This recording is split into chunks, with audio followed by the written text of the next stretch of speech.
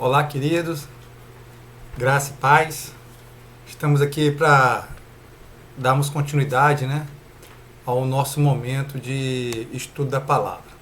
Semana passada, o presbítero Paulo esteve aqui e ministrou, online aí a aula da semana passada. Nós estamos trabalhando então aqui com a revista da CPAD, das lições bíblicas. E o tema desse trimestre é a raça humana, origem, queda e redenção. E a semana passada o presbítero Paulo trouxe a lição de número 11, A lição de número 11, o homem do pecado. E hoje eu vou trazer então a lição de número 12, Jesus, o homem perfeito. Dentro do cronograma normal, se não tivesse tido problema desse isolamento social, hoje era para nós estarmos encerrando o trimestre com a lição de número 13. Mas por questões outras, nós não concluímos o trimestre ainda. Então, apesar de ser o último domingo do trimestre, nós iremos estudar hoje a lição de número 12. Lição de número 12. E eu queria, então, desde já, agradecer a Deus aí pelo privilégio de estarmos juntos, para dar continuidade ao ensino e tudo mais. E também apresentar aos irmãos aqui, que nós somos, vamos dizer assim, somos totalmente leigos, manusear esses aspectos tecnológicos aqui. Nossa escola bíblica dominical, ela semana passada e no caso hoje, é o dia que nós estamos utilizando a mídia, no caso essa transmissão aqui. E é claro que você vai eventualmente encontrar uma dificuldade de manuseio, mas vamos nos adaptando à realidade, e pedindo a Deus que Deus nos abençoe de maneira especial aí nesse estudo. Eu quero convidar então você se você tiver alguém em casa aí que queira compartilhar junto contigo, que estejam sentados aí junto, pega a sua Bíblia e vamos juntos aí aproveitar esse momento aqui de estudo da palavra do Senhor.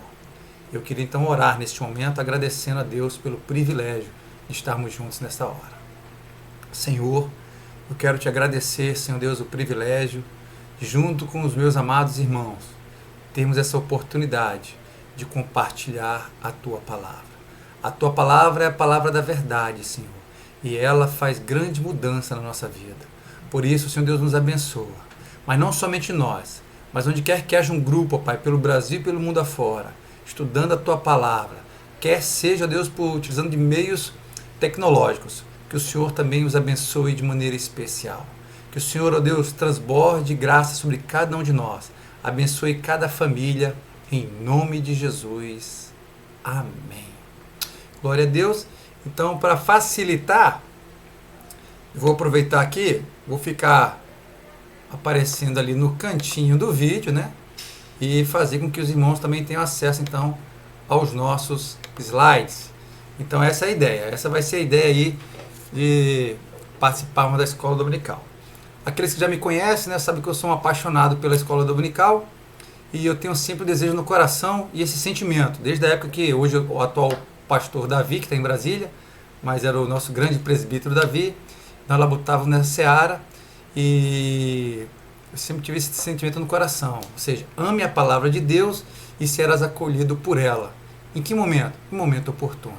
Sempre haverá na minha vida e na sua vida um momento em que precisaremos do Senhor. E por meio da palavra, Deus tem falado conosco de maneira especial. E aí, então, nós temos a capa da nossa revista, da CPAD. O comentarista é o pastor Claudionor de Andrade, a editora é CPAD. Então, vamos na lição de número 12.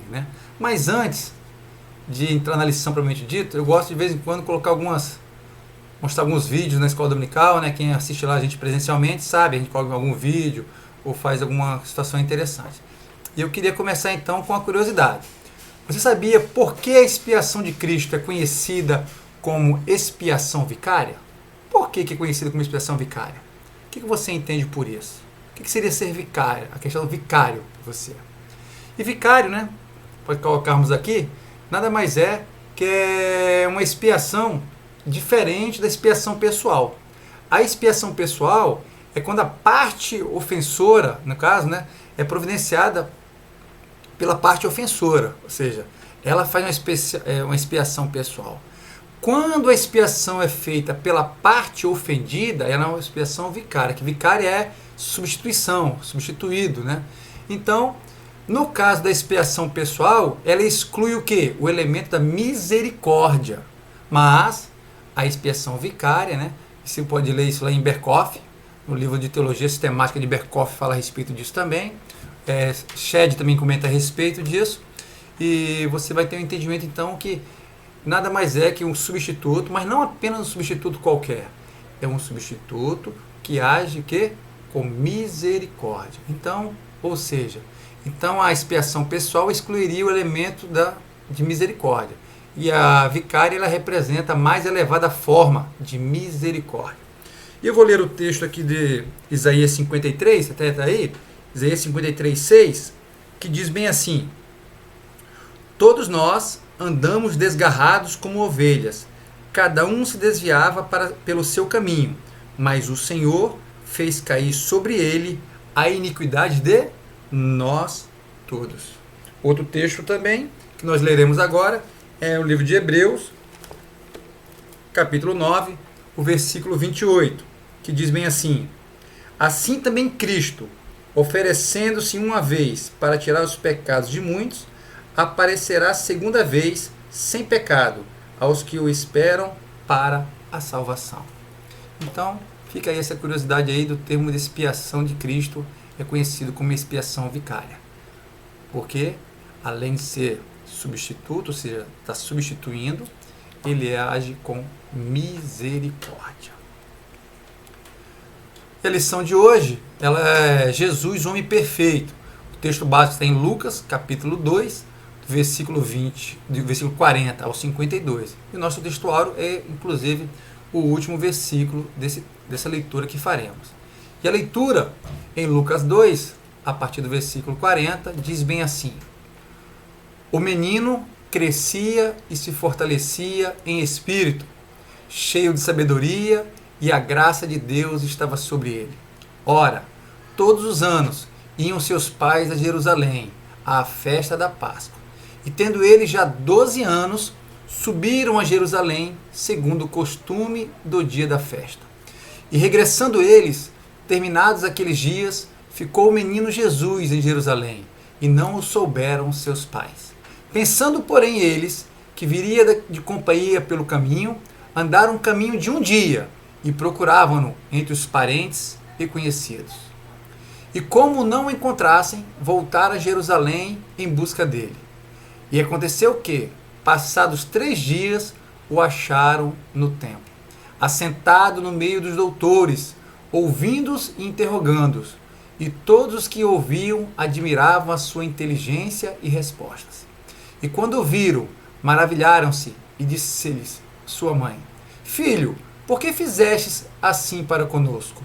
Eis que teu pai e eu, ansiosos, te procurávamos. E ele lhes disse: por que é que me procuráveis? Não sabeis que me convém tratar dos negócios de meu pai? E eles não compreenderam as palavras que lhes dizia. E desceu com eles, e foi para Nazaré, e era-lhes sujeito. E sua mãe aguardava no coração, todas essas coisas.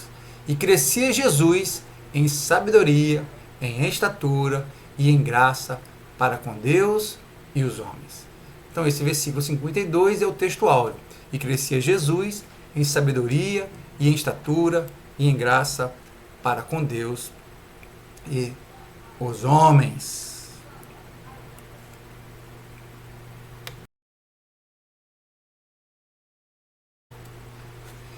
Então, meu querido, a lição de hoje é de suma importância, porque ela vai sedimentar em nós uma grande verdade. A verdade que Jesus Cristo, 100% homem, 100% Deus.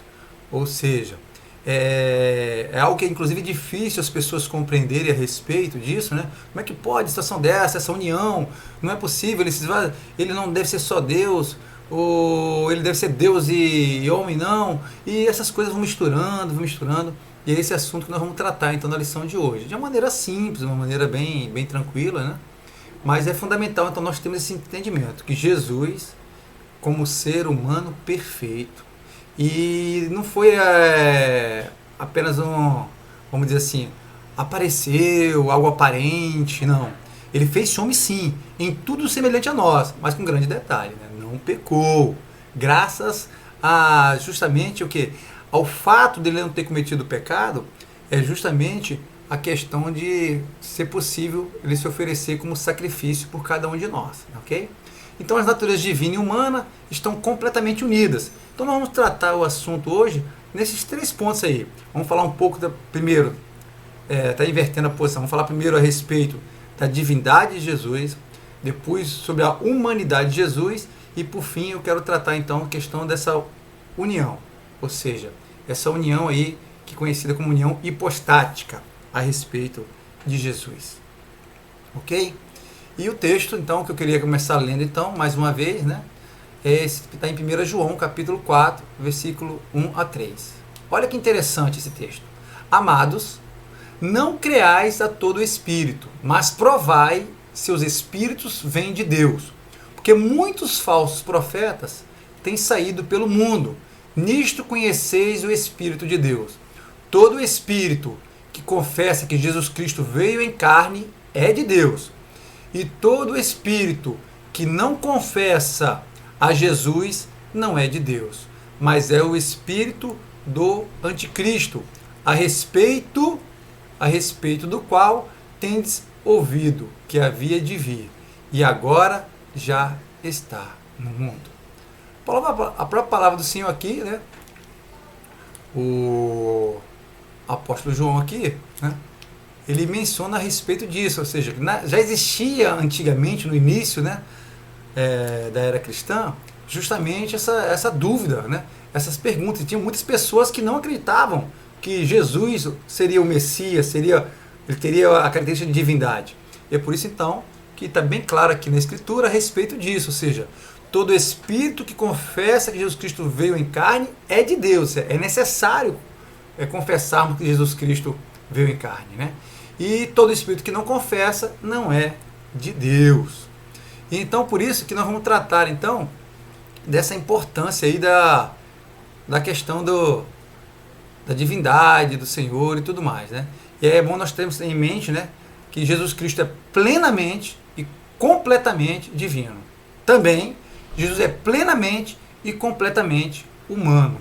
E é por isso então que a natureza divina e humana de Cristo estão completamente unidas em uma pessoa. Difícil entender isso, mas é uma grande verdade. Outro texto que eu gostaria de deixar claro aqui também está lá em 2 João, capítulo 1, versículo 7. Diz assim: porque já muitos enganadores entraram no mundo, os quais não confessam que Jesus Cristo veio em carne. Esse tal é o enganador e o anticristo. Meu amado, paramos para pensar. Por que será que a Bíblia é tão enfática? João é tão enfático em falar a respeito disso. Significa que realmente essa dificuldade de entender Jesus como Filho de Deus e Jesus como 100% homem, ela é algo que tomou conta do pensamento na época. Até porque existia um pensamento, na época principalmente naquela época, no início da era cristã, e até os dias de hoje, dos gnósticos, a questão do conhecimento e tudo mais, e isso influenciou, inclusive trazendo várias heresias, inclusive nós vamos falar um pouquinho delas em momento oportuno, né? Mas isso mostra aqui o quanto essa questão aí não é uma questão de hoje apenas, é uma questão muito antiga. Então vamos falar então, começando sobre Jesus, né? O verdadeiro Deus. E é claro que para falar de Jesus, verdadeiro Deus, vamos primeiro falar então a respeito da negação, ou seja, vamos falar a respeito das heresias quanto à divindade de Jesus. Então nós temos aí no início da era cristã, né, nós temos duas grandes heresias aí em relação à divindade. Depois eu vou tratar em relação à questão da humanidade de Jesus e depois sobre a união, mas por enquanto só em relação à divindade. Nós tínhamos então o ebionismo, né, no primeiro século também, e o que ele falava? Não tem como Cristo, Jesus, ser Deus. Não há condições dessa forma. Por quê? Porque Jesus nasceu naturalmente, certo? E nasceu naturalmente. E ele não era divino. Não sendo divino, o que aconteceu então? Por que Jesus fazia aqueles milagres todos? Houve uma capacitação de Jesus por meio de obra do Espírito Santo. Mas que Jesus não seria divino. E esse pensamento aí ebionista, né? Ele é um pensamento que desvincula justamente a questão de Jesus sendo Deus, sim, sendo apenas homem. Apenas homem, né? Outra heresia também, da época bem antiga também, e essa já era no século IV depois de Cristo, é justamente a respeito do arianismo, né? E o arianismo ele já fala o seguinte: o logos, ou seja, o verbo, né? O verbo, apesar da Escritura dizer que o verbo se fez carne e habitou entre nós, para o arianismo, esse logos aqui, ele é o primogênito da criação. Sendo o primogênito da criação, na verdade, né, ele toma a carne humana na encarnação. Ou seja, ele, na verdade, ele foi criado. O logos foi criado. Se ele foi criado, ele não é Deus. Ele não sendo Deus, então ele torna-se o quê? Ele torna-se participante agora como elemento, né? E ele não é Deus, porque ele foi criado. Então, ou seja, o arianismo, ele também defende a ideia de que Jesus não é Deus, mas sim que ele é a encarnação do Logos. E o Logos foi a primeira criação, ou seja, o primogênito da criação. Então ele vai e alude esse entendimento. Isso tudo traz grandes problemas. Traz grandes problemas. Porque, não sendo Deus, vai nos trazer alguns questionamentos. Alguns questionamentos. E é por isso, então, que nós vamos agora tratar a respeito de... Queria ler esse versículo contigo aqui, ó, que está lá em João 1, João 1, versículo 1 e versículo 14. Olha só. No princípio era o verbo, e o verbo estava com Deus, e o verbo era Deus. E o verbo se fez carne e habitou entre nós, cheio de graça e de verdade. E vimos a sua glória, glória como do unigênito do Pai. Aleluia, glória a Deus. Esse aí também, agora o evangelista João mencionado. Então, por que nós consideramos que Jesus realmente era Deus? Qual é o nosso entendimento a respeito disso? Nosso entendimento a respeito disso é justamente o fato de que, primeiro, Jesus ensinava com autoridade. Como assim ensinava com autoridade? Vamos lembrar, por exemplo, né? Está lá em Mateus capítulo 7, versículo 28 e 29, que a multidão, né? O que acontecia com a multidão? A multidão ali após o Sermão do Monte, ela estava toda maravilhada. Estavam maravilhadas com a doutrina que Jesus estava pregando. Porque ele ensinava com quem tem o quê? Autoridade. E não como os escribas. É só você ler lá em Mateus 7, versículo 28 e 29. Mas por que isso? É interessante que os mestres da lei, os escribas, no tempo de Jesus, não tinham qualquer autoridade própria. Eles não tinham autoridade própria. A autoridade deles era pelo conhecimento da palavra. E no caso de Jesus, ele vinha e anunciava com autoridade divina. Tanto é verdade que o próprio evangelista Mateus, lá, o Evangelho segundo Mateus, capítulo 24, versículo 35, diz lá, Jesus falando: passará o céu e a terra, porém as minhas palavras não passarão. Jesus sempre enfatizou essa autoridade. Então essa autoridade que evocava a si mesmo, ela é uma demonstração também de que Jesus tinha autoridade porque ele é o próprio Deus. Outro aspecto interessante é que Jesus tinha um relacionamento o quê? Único com Deus Pai. Isso. Tanto é que nós vemos lá na oração que o Senhor faz, né? Pai, se for possível, passe de mim esse cálice, mas não seja, né, como eu quero, mas como tu queres, seja feita a tua vontade. Então, existem vários aspectos interessantes. Mas um aspecto interessante, né, era justamente que as respostas que Jesus dava às pessoas também.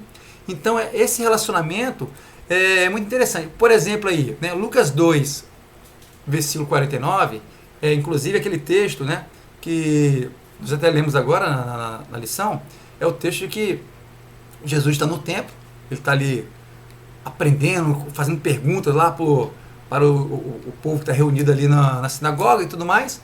E aí Maria chega, a mãe dele chega próximo, né? E pergunta, né? Vai perguntando por ele e tudo mais, aí ele responde: por que me procuráveis? Não sabeis que me cumpria estar cuidando dos negócios do meu pai? Olha essa situação. A referência de Jesus como Deus, referir a Deus como seu pai, é uma declaração radical do relacionamento íntimo que ele tinha com Deus. Isso demonstra que em várias situações da Bíblia, vai mostrar no Novo Testamento, que Jesus se referindo a Deus como seu pai. E essa autoridade, normalmente, o escriba, o fariseu, nenhum deles tinha condições de fazer esse tipo de afirmação. Então, ou seja, Jesus, ele mesmo, declara e relaciona-se com Deus como sendo o seu pai. Jesus ensinava com autoridade. As pessoas viam a respeito disso. Não é verdade? E outra coisa interessante é que Jesus não aceitou a adoração. Tem um texto bíblico também que está o apóstolo Paulo e Barnabé estão na cidade de Listra, né? E após acontecer um milagre ali, e acontece um milagre, está lá em Atos dos Apóstolos, capítulo 14, versículo 14 e 15, e as pessoas vão adorar. E Paulo, não, para com isso. Quer ver? Ó, Atos 14, eu vou ler aqui, ó. Atos 14, versículo 14 e versículo 15. Atos dos Apóstolos 14, versículo 14 e versículo 15.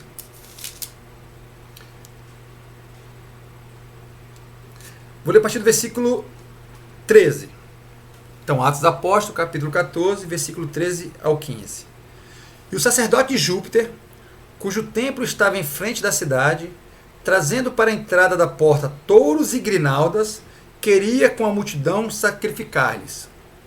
Ouvindo, porém, isto, os apóstolos Barnabé e Paulo rasgaram as suas vestes e saltaram para o meio da multidão, clamando e dizendo: varões, por que fazeis essas coisas? Nós também somos homens como vós, sujeitos às mesmas paixões, e vos anunciamos que vos convertais dessas vaidades ao Deus vivo, que fez o céu e a terra e o mar, e tudo o quanto neles há. O apóstolo Paulo, ele não aceitou adoração. Será que Jesus, se ele não fosse Deus, ele ia permitir que as pessoas o adorassem? Será que ele faria isso?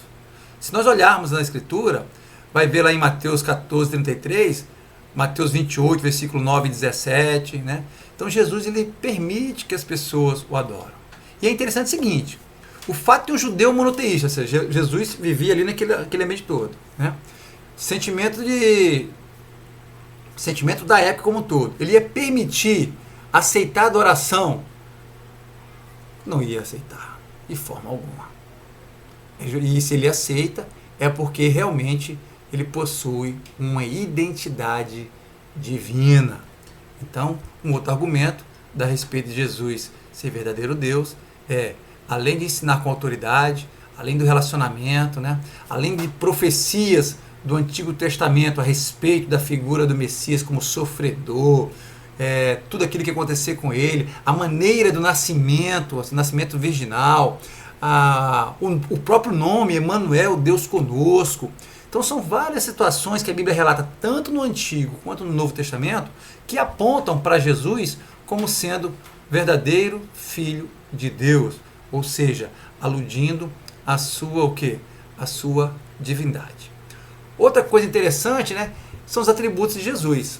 Jesus, eterno, imutável, onipotência, onisciência, onipresença. Esses aspectos que você pode ler nesses textos, eu não vou ler agora para não delongar muito, mas são aspectos esses atributos que são atinentes a Jesus, que são atinentes a Deus. E esses aspectos, esses atributos aí, são atributos que mais uma vez ratificam o posicionamento de que Jesus é o Filho de Deus. Outra coisa interessante sobre Jesus ser verdadeiro Deus é justamente o quê? Que ele esvaziou-se da sua glória, mas não de sua divindade. Uau! Isso então é formidável, meu querido. Ele esvaziou-se da sua glória, mas não da sua divindade. Olha o que diz aí Filipenses, capítulo 2. Tende em vós o mesmo sentimento que houve também em Cristo Jesus, pois ele, subsistindo em forma de Deus, não julgou como usurpação o ser igual a Deus. Antes, a si mesmo se esvaziou, assumindo a forma de servo, tornando-se em semelhança de homens. É interessante esse termo aí, esvaziou aí, né? Que é o que nós fala a respeito, que é o esvaziamento, ou seja, ele não deixou de ser Deus, mas ele se esvaziou, a Bíblia deixa bem claro, assumindo a forma de servo, tornando-se em semelhança de homens. E é esse sentido aí que, mais uma vez, reforça, né, a respeito da divindade de Cristo. E quais são as implicações disso tudo que eu mencionei agora aí? Quais são as implicações a respeito disso tudo? Uma delas é a divindade de Cristo, no caso a divindade de Jesus. O que nos mostra? Nos mostra que Deus pode ser conhecido definitiva e pessoalmente em Cristo. Sabe por quê? O Evangelho segundo João, capítulo 1, ele diz assim, ó, ninguém jamais viu a Deus. O Deus unigênito que está no seio do Pai é quem o revelou. Vamos lá de novo? Ninguém jamais viu a Deus. Aí continua. O Deus unigênito que está no seio do Pai é quem o revelou. E o que João capítulo 14, 9 diz? Jesus falando a respeito. Quem me vê a mim, vê ao Pai. O que eu entendo com isso? É justamente o fato de Jesus ser divindade, ser Deus, que nos dá a condição definitiva e pessoal de conhecermos quem é Deus. Nós não podemos ver Deus com nossos olhos, mas em Cristo conseguimos ver quem é Deus. E quem nos apresenta Deus? É o próprio Filho. Isso é interessante, né? E outra coisa que é interessante também, né? Que a redenção, ela é possível e foi realizada em quem? Em Cristo. Ela só é possível a nossa redenção justamente porque Cristo, sendo Deus, se coloca num papel fundamental.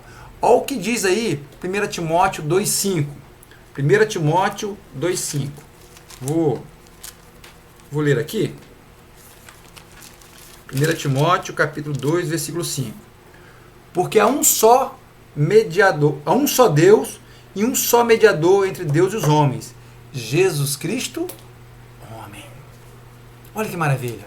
A Escritura, aqui no caso, o apóstolo Paulo escrevendo a Timóteo, deixando bem claro, a mediação entre Deus e os homens só existe por uma pessoa, Jesus Cristo, homem. E outra coisa interessante também, outro texto muito interessante, né? E que podemos entender as implicações de crermos na divindade de Jesus, é que temos um sumo sacerdote que simpatiza conosco, que tem poder infinito para suprir o quê? Todas as nossas necessidades. Isso aí é justamente o que está lá em Hebreus. Hebreus capítulo 4, versículo 15, né? Porque não temos sumo sacerdote que não possa compadecer-se das nossas fraquezas, mas foi ele tentado em todas as coisas, a nossa semelhança, mas, uma coisa muito importante, sem pecado. Sem pecado. Outra coisa muito interessante, né, é que adoração e obediência a Cristo são apropriadas e necessárias. Então, meu querido, o que você pode compreender nessa hora? Que Jesus, realmente, ele é 100% Deus.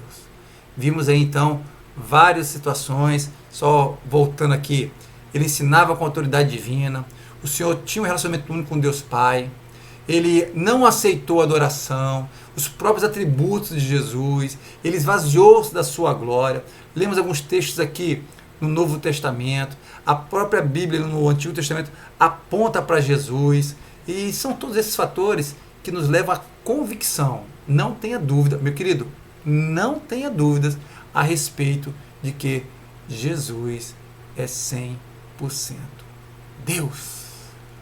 Com isso, então, vamos caminhar agora um pouquinho mais. Nós vamos partir, então, agora sobre o aspecto de Jesus, verdadeiro homem. Tratamos um pouquinho, então, sobre 100% Deus. Agora vamos falar um pouco a respeito de Jesus, 100% homem, né? E para isso, né, vamos começar assim como fizemos em relação à divindade de Jesus. Vamos falar então agora a respeito de que heresias quanto à humanidade de Jesus. Agora é o contrário. Agora é o seguinte, nós vimos lá anteriormente que não aceitavam Jesus como Deus. Agora não aceitavam Jesus como Deus. Ele é apenas humano. Agora é o contrário, não aceita ele como humano, mas apenas como Deus. Olha só, temos uma primeira delas, é o seguinte, é o docetismo. O docetismo, ele vai mencionar o seguinte, Jesus apenas parecia ser um homem, apenas, é como fosse um holograma, como fosse algo assim que não era não era um homem, né, na verdade, parecia um homem, mas não era um homem, né? E tanto é que nessa visão, por ser Deus, é justamente que ele consegue suportar todo o sofrimento, sofrer a questão da morte, né? E Deus não pode sofrer ou ser corrompido por carne humana e, portanto, Jesus divino não poderia ser verdadeiramente humano. Porque Deus não podia passar por isso tudo. E outro aspecto também, né, é a questão de pecado e tudo mais. Outra heresia é o apolinarianismo. Isso mesmo. Jesus é divino, mas não plenamente humano. O que é isso aí? Tem até uma figurinha aí para facilitar você entender, né? Que é o seguinte: o ser humano é corpo, alma e espírito, né? Então o espírito e a alma humana de Jesus, né, foi substituído pelo Logos. Ou seja, a partir do momento em que a alma e o espírito humano saem e entra o Logos, ele deixa de ser humano. Fica somente com a parte da divindade. Então foi algo que aconteceu o quê? Aos poucos. Saiu. Em que momento, teoricamente, aconteceria isso aí? No momento do batismo, lá, e João Batista batiza Jesus no Rio Jordão. Então essas são duas grandes heresias, o docetismo e o apolinarianismo, que eles também mencionam a respeito disso. Mas vamos caminhando, né? Jesus como verdadeiro homem. Aí nós temos uns aspectos bem interessantes, que é justamente o que nós vamos tratar agora, a respeito disso, né? Então, em Gálatas 4, versículo 4 a 5 diz, olha só que lindo: vindo, porém, a plenitude do tempo, Deus o que? Enviou seu Filho, nascido de mulher. Olha, deixando bem claro, repetindo, Gálatas, apóstolo Paulo escrevendo aos Gálatas: vindo, porém, a plenitude do tempo, Deus enviou seu Filho, nascido de mulher. Ou seja, Paulo ratificando a posição que Jesus, como ser humano, nascido sob a lei, para resgatar os que antes estavam sob a lei, a fim de que recebêssemos a adoção de filhos. Outra coisa interessante, que você também vê nos evangelhos ali, que Jesus o quê? Teve irmãos e irmãs. É claro, aqui nós não vamos entrar na questão de confronto teológico, né? Como que no caso do cristianismo, do católico, ele vai mencionar a respeito disso, né?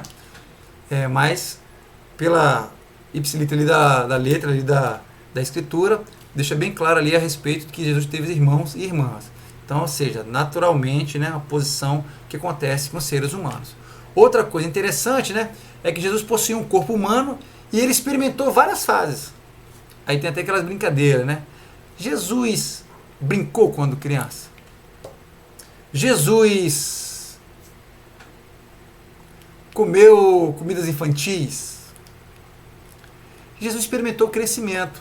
Está lá em Lucas 2, capítulo 2, versículo 40, versículo 52. Jesus teve algumas situações físicas, como teve fome. Jesus teve fome. Tanto é que a tentação que Satanás faz ali, em cima da fome também. Jesus teve sede. Jesus sentiu cansaço. Jesus chorou. E Jesus, inclusive, passou pela morte. São questões que acontecem naturalmente com a figura da pessoa humana. E Jesus experimentou tudo isso aí. E essa é interessante, né? Que Jesus, inclusive, experimentou algo que é muito particular: a tentação. Tanto é que nós até lemos já em Hebreus 4,15, né, mas vou repetir agora mais uma vez, né? Porque não temos sumo sacerdote que não possa compadecer-se das nossas fraquezas. Antes, foi ele tentado em todas as coisas, à nossa semelhança, mas sem pecado. Embora Jesus tenha experimentado a tentação humana, ele nunca sucumbiu ao pecado. Isso é bem claro. Teve a participação, justamente ali essa condição. Ou seja, a partir do momento que ele esvaziou-se da glória dele, foi possível então participar desse processo a qual o quê? O ser humano ele passa, a questão da tentação.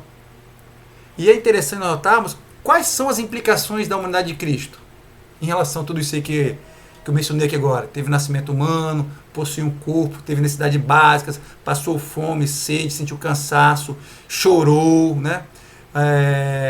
Experimentou a tentação humana, Satanás tentou Jesus e tudo mais. Mas quais são as implicações nisso tudo aí? Primeiro, um ponto que eu queria mencionar agora é justamente o seguinte: é evidente que os homens têm sido continuamente pecaminosos desde a queda. Nós, seres humanos, pecaminosos, ok. Portanto, por isso que é difícil, né? Assumir que já que nós temos o pensamento pecaminoso desde da queda, é fácil assumir que ser pecaminoso é o quê? É uma parte essencial e necessária de ser um ser humano. Ou seja, a pessoa, para ser um ser humano, ela tem que necessariamente ter o quê?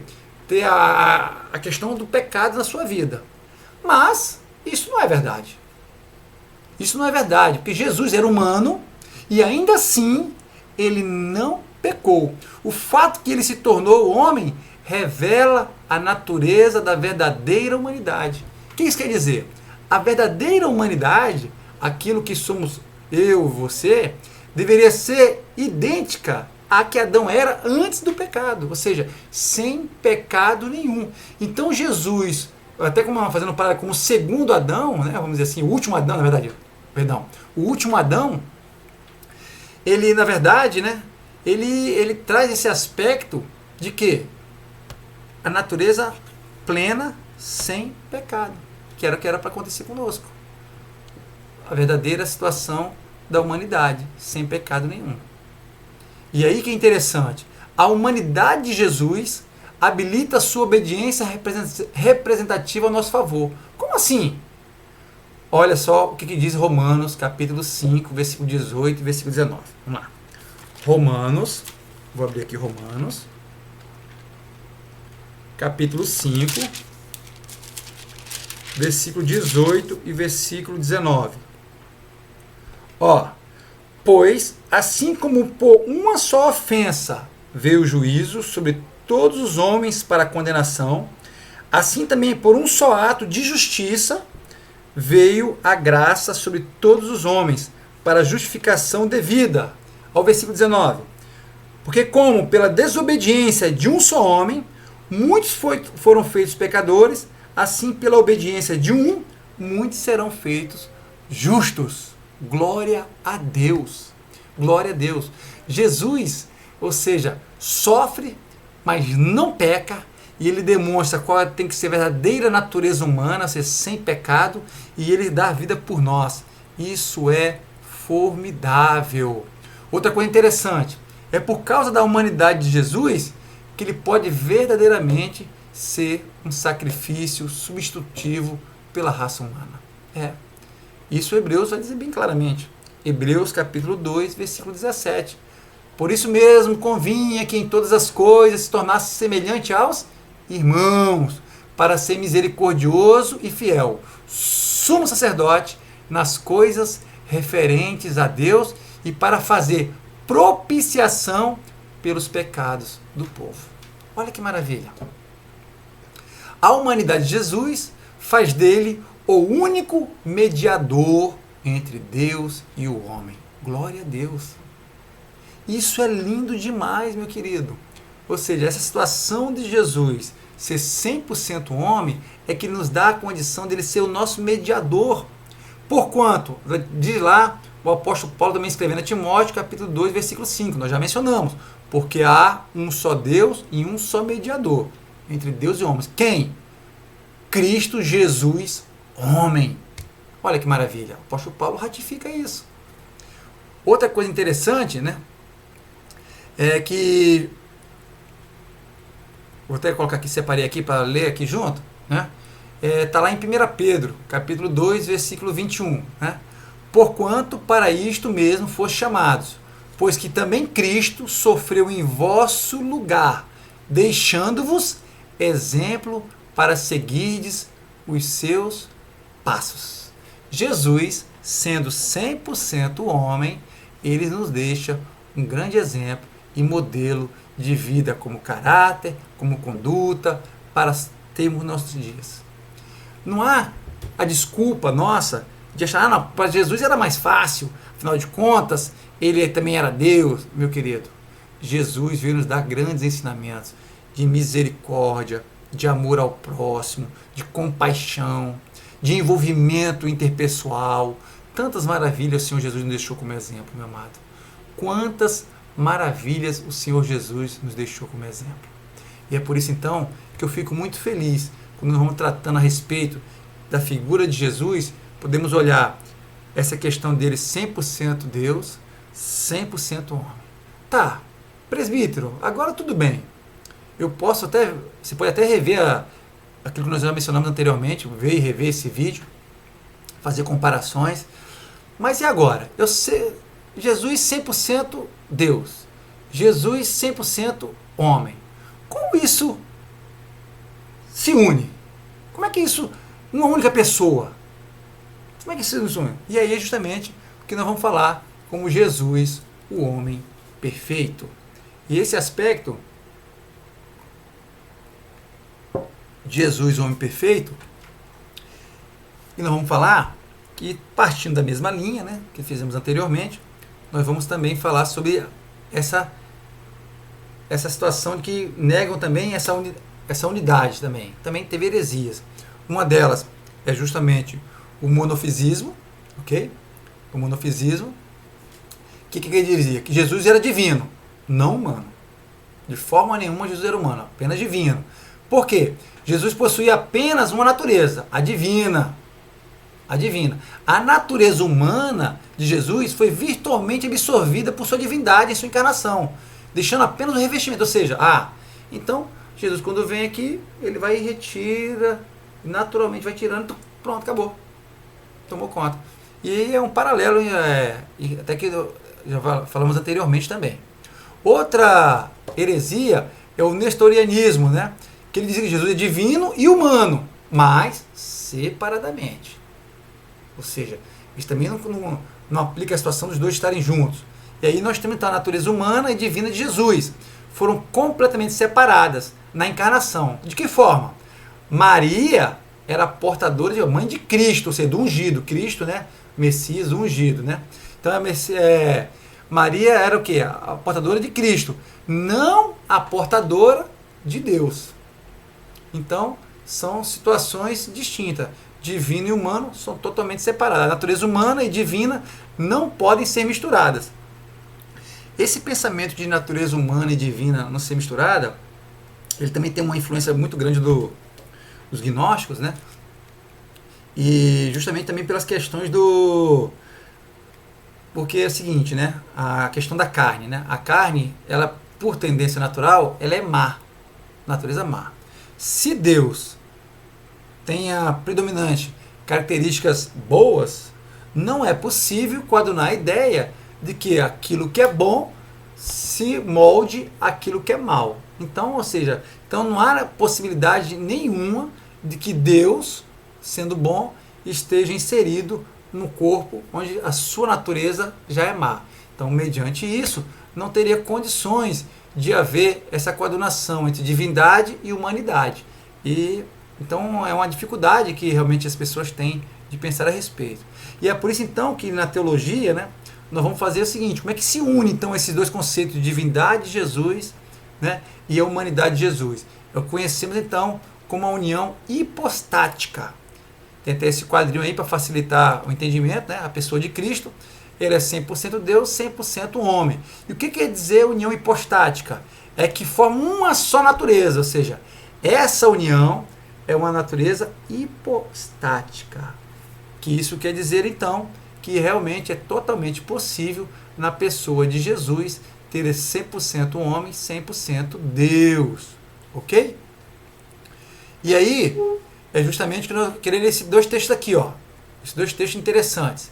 Isaías 9:6 e Gálatas capítulo 4, versículo 4 e 5. Olha o que diz Isaías 9:6. Porque um menino nos nasceu, um filho se nos deu, e o principado está sobre os seus ombros, e se chamará o seu nome Maravilhoso, Conselheiro, Deus Forte, olha só, Deus Forte, Pai da Eternidade, Príncipe da Paz. Então, nesse próprio texto de Isaías aqui, ó, um menino nos nasceu, e ao mesmo tempo também esse mesmo menino, né, que seja figura da natureza humana, também é conhecido como Deus Forte, Maravilhoso, Pai da Eternidade, Príncipe da Paz. Então o profeta Isaías já tinha essa revelação a respeito. E em Gálatas, olha o que o apóstolo Paulo tem entendimento. Mas, vindo a plenitude dos tempos, Deus enviou quem? Deus enviou seu filho, nascido de quê? De mulher. Que esse nascido de mulher, nascido sob a lei, para remir os que estavam debaixo da lei, a fim de recebermos a adoção de filhos, isso inclusive, lá em Gênesis 3,15, né, que da semente da mulher haveria de nascer aquele que pisaria a cabeça da serpente, que é conhecido inclusive como proto-evangelho. Nós temos aqui essa confirmação de que Deus enviou o seu filho, né, para que, nascido de mulher, ou seja, Deus, seu filho, nascido de mulher. E essa situação, nascido de mulher, no aspecto seguinte, foi por meio de uma mulher, né, que no caso, Jesus vamos dizer assim, o teu fôlego respirou aqui no mundo, né? E esses aspectos como um todo, eles são interessantes, né? E aí eu quero comentar um pouquinho aí, antes de chegarmos à conclusão, a respeito da distinção, né, e da unidade das naturezas de Cristo. Aí eu marquei aqui, separei alguns textos aqui, para ler contigo aqui, meu querido. Até coloquei aqui os textos agora. As naturezas divinas, né? A respeito desses aspectos aí. Quais são as implicações dessa? Está em Colossenses. Quero ler Colossenses. Colossenses.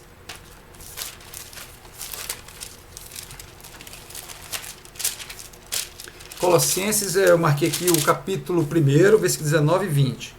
Olha o que diz. Porque foi do agrado do Pai que toda a plenitude nele habitasse, e que, havendo por ele feito a paz pelo sangue da cruz, por meio dele reconciliasse consigo mesmo todas as coisas, tanto as que estão na terra como as que estão no céu. Esse é um texto também muito lindo, né? Você, na toda a plenitude, havendo feito a paz pelo sangue na cruz. Outro texto também, o apóstolo Paulo escrevendo a Timóteo, né? Que nós já falamos várias vezes, e mais uma vez repetindo aqui, né? A questão do mediador, só tem um mediador entre Deus e os homens, somente Jesus, ou seja, só existe um mediador. Outro aspecto interessante, Hebreus 2,17, que diz, por isso mesmo, convinha que em todas as coisas se tornasse semelhante aos irmãos, para ser misericordioso e fiel sumo sacerdote nas coisas referentes a Deus e para fazer propiciação pelos pecados do povo. E esses textos que nós lemos aqui, eles são claramente uma demonstração, né, da importância de nós acreditarmos que Jesus, 100% homem, 100% Deus, ele veio com um grande propósito de ser o mediador entre Deus e os homens, para dar a sua vida, pagar o preço do sacrifício ali na cruz do Calvário, fez-se maldito por nós, até porque a questão do maldito, né, aquele que tinha morte de cruz, era considerado como maldito, e ele experimentou momentos de muita, vamos dizer assim, de muita relação com as questões humanas, como ele teve fome, sede, passou por tentação, foi injuriado, sofreu bastante.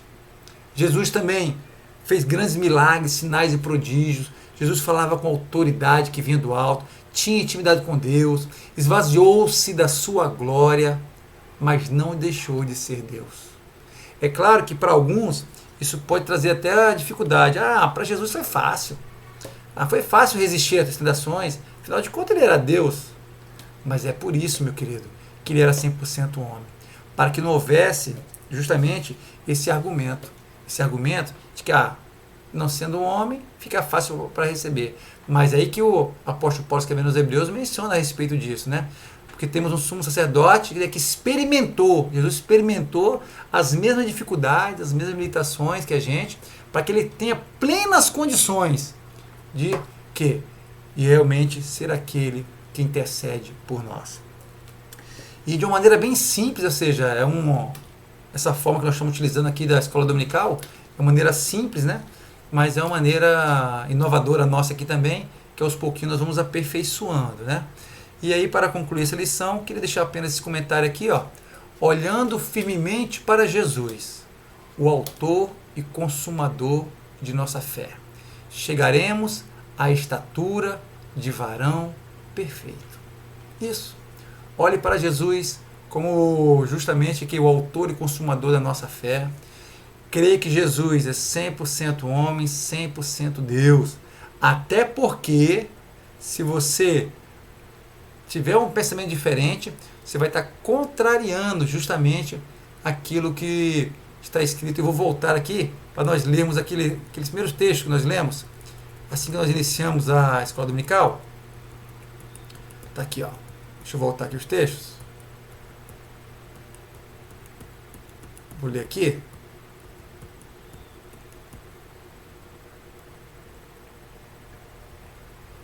Para nós lermos aqui, deixa eu ver se eu acho ele. Não, está aqui na frente. Vou ler um pouquinho aqui. Pronto, aqui, Amados, não creais a todo espírito, mas provai se os espíritos vêm de Deus. Porque muitos falsos profetas têm saído pelo mundo. Nisto conheceis o Espírito de Deus. Olha só.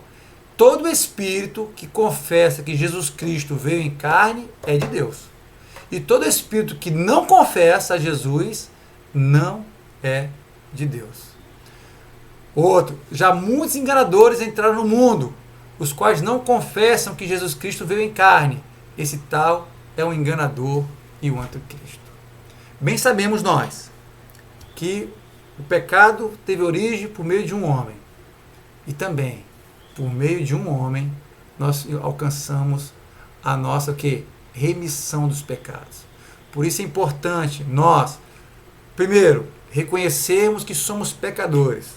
Isso, meu querido. Somos pecadores. Porque a própria natureza humana, ela vem, vamos dizer assim, enraigada essa sensação do pecado, sentimento do pecado, do distanciamento de Deus. Então reconhecemos que somos pecadores. Eu, por mim mesmo, não consigo realmente salvar a mim mesmo. Não consigo. Ou seja, não é por meritocracia. Não é por meritocracia. Não é porque você é bonzinho, que você ajuda o seu vizinho, que você dá um abraço, você faz doação, você faz isso, aquilo outro. Não é por isso que você vai ser salvo. Porque só temos um mediador. E essa pessoa do mediador é a figura de Jesus. Então, reconheça que sou pecador. Eu mesmo não posso salvar a mim mesmo. É necessário que Jesus, reconhecer Jesus como Senhor e Salvador. E é por isso, então, não sei se esse vídeo vai chegar aqui ao conhecimento de alguém que ainda não professou publicamente que Jesus Cristo é o Senhor e Salvador. Você tem essa oportunidade de reconhecer Jesus Cristo como Senhor e Salvador. E digo mais, é vida eterna e vida em abundância para todo o sempre.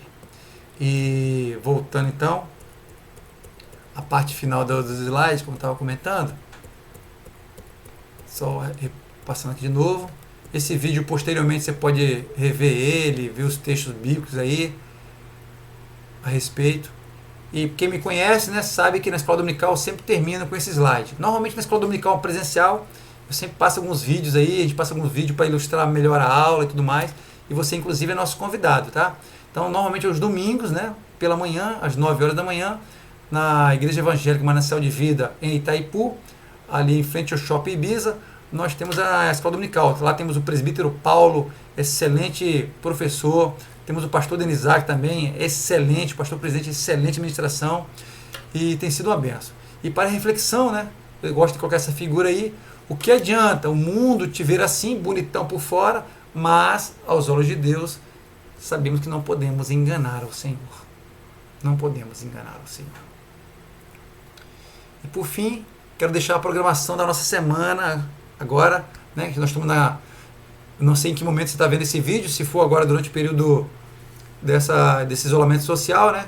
Então, durante o isolamento social, a igreja, né, tem aproveitado a oportunidade e utilizando meios digitais e as mídias para propagarem, né, e não deixar os irmãos desassistidos. Nós temos aí constantemente buscado apoiar os irmãos, orando com os irmãos, incentivando os irmãos à busca ao Senhor, clamando ao Senhor. E para isso nós temos feito uma programação. Temos a programação, por exemplo, hoje, né, agora hoje, domingo, dia 29, agora 9 horas da manhã, a escola dominical, que vocês acabaram de assistir. Hoje à noite, às 19 horas, culto online, ao vivo, né? Ou seja, nós estaremos ao vivo lá, o culto online, né? Hoje à noite, pelo Facebook. Terça-feira agora, que vem dia 31 de março, né? Um culto doméstico, às 20 horas. Então, convidamos você e sua família a se reunirem na sua casa, aí, um momento de oração, leitura da palavra. Então, às 20 horas. Quinta-feira, 2 de abril, né, de 2020, aí sim teremos um culto online lá na igreja, né, 19 horas, onde será transmitido pelo Facebook. E na sexta-feira, né, se nada mudar, às 20 horas, também teremos um momento de oração e ministração da palavra. Sexta-feira, agora que passou, tivemos esse momento, às 20 horas, oramos pelas nações e tudo mais, tivemos uma breve ministração da palavra, e é possível, então, que, planejando aí para sexta-feira que vem, dia 3 de abril, fazermos o mesmo. Então, que Deus te abençoe, meu querido, que Deus te abençoe de maneira especial. Apesar de ser uma aula assim, online, né? Por meio digital, não é possível, de repente, ter uma pergunta aí, algo do querido, mas você possa fazer, anotar a sua pergunta aí, manda pra gente aí no message aí do Facebook da igreja, que a gente procura responder para você aí, tá bom? Que Deus te abençoe de maneira especial. Fica aqui o abraço da Igreja Manancial de Vida e que Deus transborde muitas bênçãos sobre a sua vida. Eu quero então orar agradecendo a Deus pelo privilégio de estarmos juntos. Senhor, muito obrigado, Senhor, pela oportunidade, pelo privilégio de estarmos juntos, ó Deus, no estudo da Tua Palavra. Abençoa os Teus filhos de maneira especial, que a Tua graça seja abundante sobre cada um de nós. É o que nós te clamamos. E nós confiamos, Senhor Deus, que o Senhor Jesus voltará para buscar a sua igreja. Até porque, Senhor, o Teu Filho deu a vida por nós. Jesus 100% homem, 100% Deus. Cremos que Jesus, né, o Verbo se fez carne e habitou entre nós. E por isso cremos que Ele é o único mediador capaz de dar a vida por nós e nos dar a salvação e a vida eterna. Nos abençoa, nos guarda em nome de Jesus. Amém. Graça e paz.